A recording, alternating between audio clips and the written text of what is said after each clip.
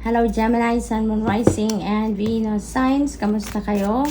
Sana po nasa mabuti kayong kalagayan. Welcome back po sa Star Tarot. Kung bago kayo rito, welcome din kayo. Thank you sa inyong support. I truly appreciate it. God bless you all. Gemini, pauna mensahe po ninyo ay Carrot. Napakaganda. There is an opportunity or windfall. Yung opportunity na to, maaaring this is an opportunity for financial gain, opportunity to gain more money, opportunity for work, a new career. It could be anything. No, yung opportunity na to is not specific, so this could be various opportunities na maaaring dumating.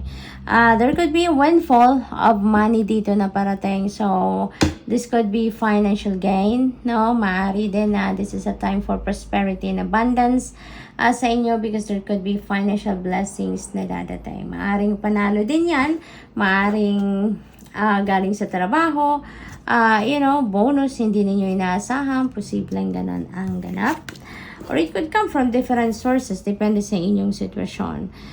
Persevere and you will overcome problems. Ayan, kahit ano man ang problema pinagdadaanan, always remember that there is always a solution. No? Malaging mayroon at mayroong solusyon ang bawat problema.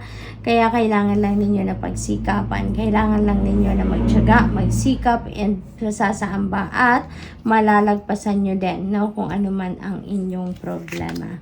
We have Whale, great worry over nothing. Ayan, masyado kayong nag-aalala, masyado kayong maraming iniisip, so ngayon, parang sinasabi sa inyo that that's a waste of energy, that's a waste of time. Kasi in fact, wala naman talaga kayong dapat na ipag-alala. Okay? If this message resonates with you, alam ninyo kung ano yung pinoproblema ninyo na actually hindi naman pala talaga kailangan problemahin. Okay? What else? We have Cup. You should accept valid criticism. Ayan. So, malalaman nyo naman if yung criticism is constructive or hindi. Diba? And if it is valid, no? Kung meron naman talagang rason, no? Para makriticize kayo, no? Take it, embrace it, gamitin ninyo yan to motivate you, to inspire you para mas maging magaling kayo, mas maging maganda ang inyong performance, something like that. Okay? What else? We have a Hat. You will be playing a different role, Gemini. Maaring promotion ito, no? Maaring promotion ng different role na ito. So, congratulations. We have older woman, dealings, a relationship with an older woman. This could be anyone sa buhay ninyo. Maaring grandma ninyo to, maaring mom ninyo, maaring boss ninyo, maaring kamag-anak ninyo to, auntie ninyo. This could be anyone sa buhay ninyo that you're going to be dealing with at this time, no? We have Cain. Pay attention to your health, okay? Pay attention to your health. Huwag kayong kasi nagwo-worry kayo din, no? Ng sobra-sobra, no? And isipin nyo na lang, Gemini, na if you know that kung ano yung pinoproblema ninyo is beyond your control, wag na kayo mag-spend ng oras, ng any second or any minute para mag-worry kayo, because there are things na beyond our control and hindi tayo dapat na mag-worry about dyan because wala naman tayong magagawa. Diba? Surrender na lang natin yan sa Panginoon. Lift it all up to God. Lahat ng concerns ninyo, problema ninyo, no? Lift it all up to God and allow God to help you solve that. Okay? Para hindi rin kayo nai-stress. Because worrying is really very detrimental din yan sa health natin. Kasi it can cause stress din, anxiety, depression, something like that. Kaya mas anuhin na lang natin, isipin natin ang ikakabuti natin, ang ating overall well-being, ng ating overall health. Okay? So, dito, nire-remind kayo, pay attention to your health. Kung meron na kayong mga nararamdaman, pananakit or pananakit ng katawan or kung ano-ano pang parte ng katawan ninyo, that is already heads up sa inyo, no? Na kailangan ninyo na magpahinga, kailangan niya kumain na maayos, kailangan mag-practice ng healthy regimen, kailangan na magpagamot, magpa-check up, something like that, no? So, it's all up to you kung ano yung kung how you're going to to interpret this message, no? So, what else? We have Finger. warning you of a problem either now or in the future. So this is good na meron kayong warning kasi hahandaan ninyo ito or maiiwasan nyo pa to. Magagawa nyo pa to ng paraan na pwede pa rin ninyong maiwasan yan. Pwede pa rin ninyong may magagawa pa kayo para baguhin ang inyong sitwasyon. Okay? So what else? We have broken ring. Parting of the ways in either romance or business. Ayan. So, Gemini, maaaring ang iba sa inyo dito, mayroong paghihiwalay with your romantic partner. Maaari din na business partnership ito, no? Na magtatapos dito. So, what else? We have September. Ayan. So, maaaring yung ano na to, yung paghihiwalay na to, maaaring may symptoms na sa ngayon, and maybe, baka siguro kung hindi nagsimula ito na symptoms ng paghihiwalay na to sometime in September, maaaring yung paghihiwalay na to could happen in September, no? This year. So, maaaring ganun ang ganap. But of course, this is not going to resonate with everyone, so just take as it resonates. We have fair man. Ayan. So, you may be dealing with a fair man sa ngayon, or maybe you have a relationship with a fair man with a blonde, gray, or white hair. So, siguro si fair man is a foreigner, no? Maaari taga ibang bansa ito. Maaari din na this could be anyone, no? Pero maaaring asawa nyo to, boyfriend ninyo, manliligaw ninyo, something like that. Okay? Posible din na boss ninyo ito. We have ant. Ayan, there's work, achievement, and success. Maaring yung achievement and success na to is from work, no? Work-related ito. So, congratulations. Magbubunga din ng maganda, no? Yung paghihirap ninyo or makukuha nyo na rin yung fruit of your labor ninyo at this time. We have the energy of scales. Keep your life in balance. Alright? Keep your life in balance. Related ito dito sa pay attention to your health, no? Maaari kasi na sobrang busy kayo, sobrang marami kayong ginagawa, maraming responsibilidad, maybe you have too much on your plate, at maaaring marami kayong pinagkakabalahan at naniniglect na ninyo ang inyong well-being, ang inyong health, no? Kaya, kailangan ninyo ng balanse, kailangan ninyo na maibalik ninyo ang inyong sarili sa balanse ng sa gayon, mapagtuunan ninyo ng atensyon, panahon, ang lahat-lahat. Alright? So, good luck, Gemini. That's all I have for you for today. Thank you for watching. Love and light. Namaste. Hello Libra, Sun, Moon, Rising, and Venus signs. Kamusta kayo? Sana po nasa mabuti kayong kalagayan. Welcome back po sa Star Tarot. Kung bago kayo rito, welcome din kayo. Thank you sa inyong support. I truly appreciate it. God bless you all. Ayan. So Libra, yung nag-flip out is the door energy. There are opportunities that are waiting for you, no? Libra, meron ditong mga iba't ibang klaseng opportunities na naghihintay sa inyo. We don't know yet kung ano to dahil nakasara pa ang door, so that could be a surprise for you ng universe. Star, guaranteed success sa kung ano man ang inyong pinagkakaabalahan, sa kung ano man ang inyong ginagawa sa buhay. Merong tagumpay na naghihintay sa inyo. So, congratulations to that. We have the energy of the Jug, light-hearted and carefree time. So, maganda, mag-chill muna kayo, magandang magra-relax din muna kayo sa ngayon. Well-deserved ninyo yan. At dahil din siguro, no, panahon na din para mag-chill muna kayo because you are going to successfully overcome a problem na, no? Maaring masusolusyonan na dito ang inyong pinoproblema, kung anong pa man area ng buhay ninyo yan, you are going to overcome that problem. So, good for you. What else? We have hat. You will be playing a different role. Ayan. So, merong promotion dito, most likely, no? This is a promotion for you coming your way. Maaring yan ang isa sa mga opportunities na naghihintay sa inyo. There is a promotion na makukuha kayo sa trabaho. What else? We have heart, love, deep affection, and caring. Ayan. So, dito naman sa heart energy, this could be you receiving that love, that deep affection and caring from other people. Posible din, Libra, na yung love, deep affection and caring na to, kayo yung magbibigay, no? Sa inyo manggagaling ito and you're going to express that towards someone. We have clouds, temporary problems. Ayan, lahat naman ng bagay sa mundo, temporary lang, Katulad lang din, kung meron kayong mga problema, you are going to solve that very soon, no? At maaaring ito na yun, yung temporary problems nyo na to, you are going to successfully overcoming that now, then. So, parang dadaan lang talaga to, no? Parang hindi na to tatambay sa inyo, hindi na to magtatagal, mahahanapan nyo agad yan ng solusyon because you're going to overcome na that problem.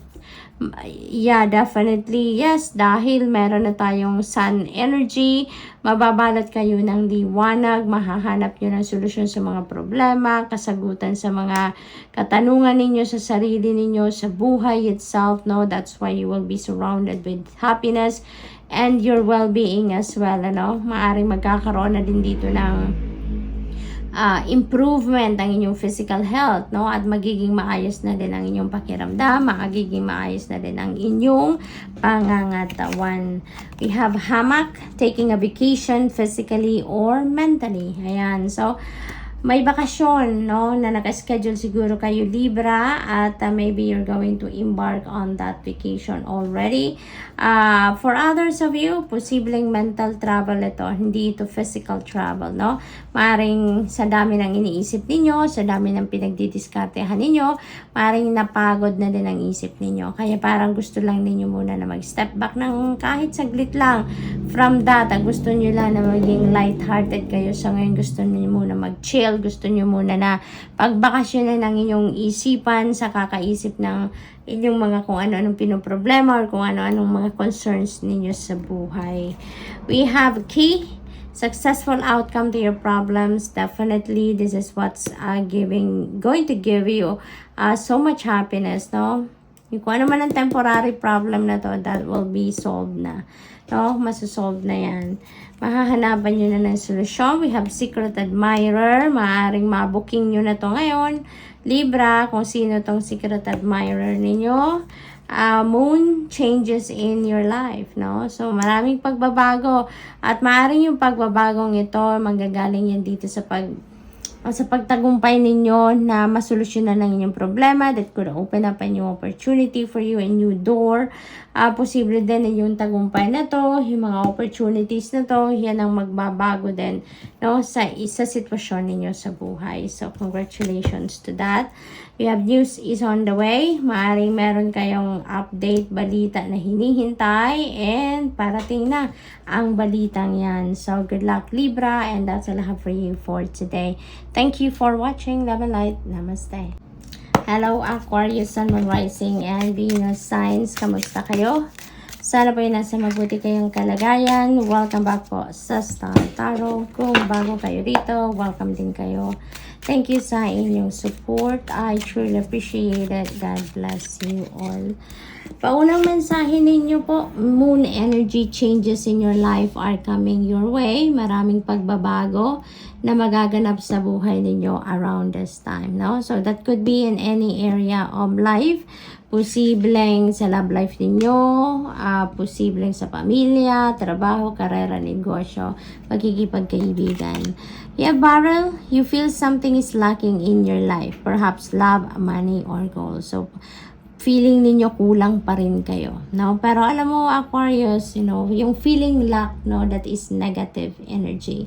Kasi kapag yung nararamdaman ninyo is kulang kayo, kunyari kulang kayo dito ng pag-ibig, ng pagmamahal, ng pera, yung negative energy, 'di ba? Ano yun law of attraction. No? Law of attraction is always at play. Kung ano yung nasa isip natin, yun ang namamanifest natin. Kaya, kung ano din ang nararamdaman natin, yun ang namamanifest natin. Kaya kung feeling lack, no, nararamdaman ninyo sa ngayon, magkakaroon na ito ng Ganun din ang energy na mararamdaman ng universe. Kaya yun din ang ipapadala sa inyo.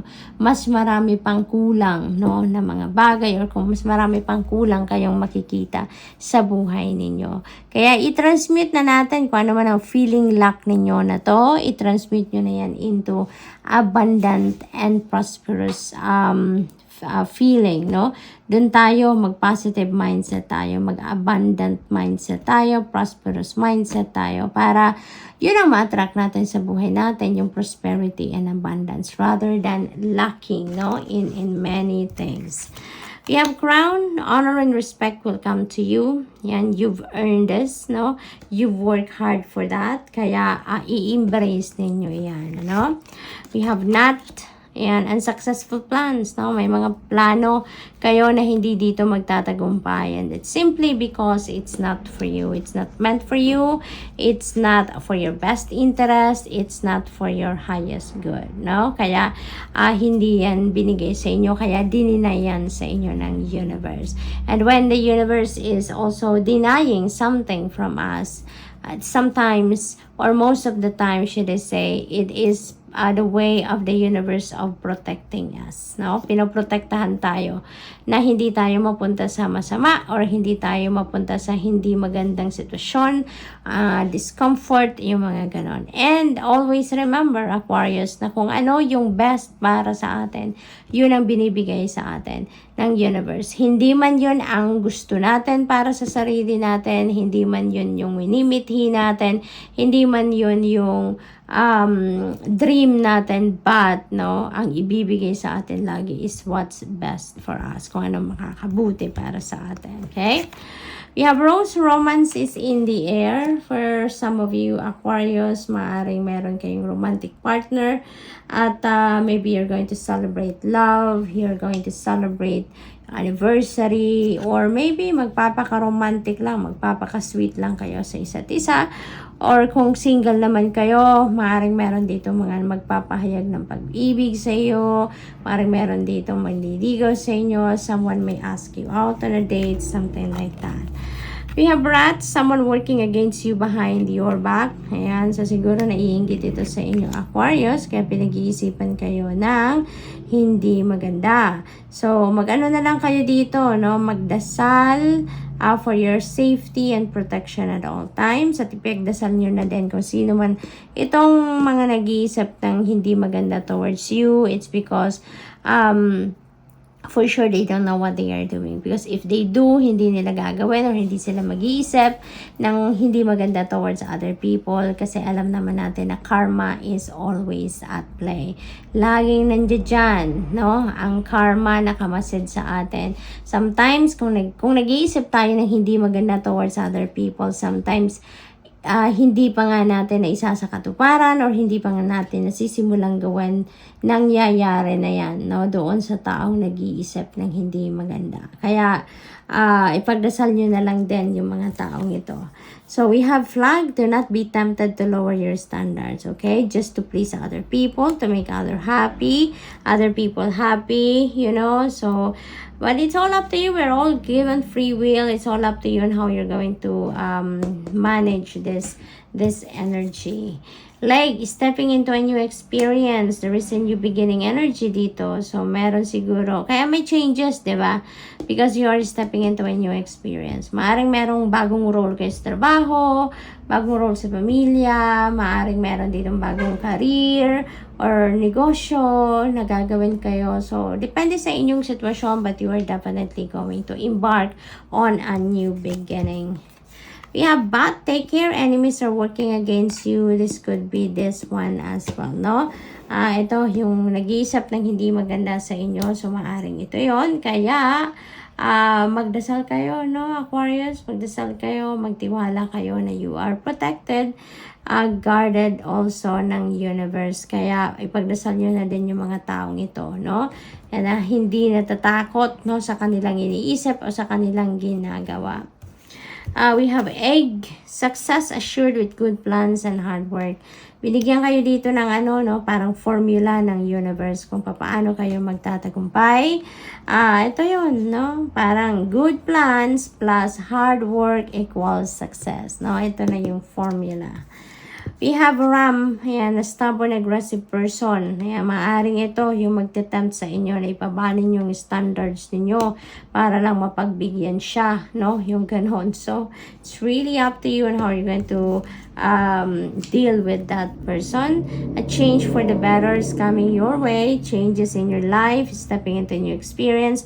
Definitely, merong magagandang pagbabagong magaganap sa buhay ninyo sa ngayon, Aquarius, no? Good luck to that. At napakaganda rin. There is an increase in material wealth. So, merong kaperahang parating. Merong, siguro, this could be panalo. This could be return of investment. Windfall of money. You know, you never know kung saan manggagaling ito. It could come from different sources.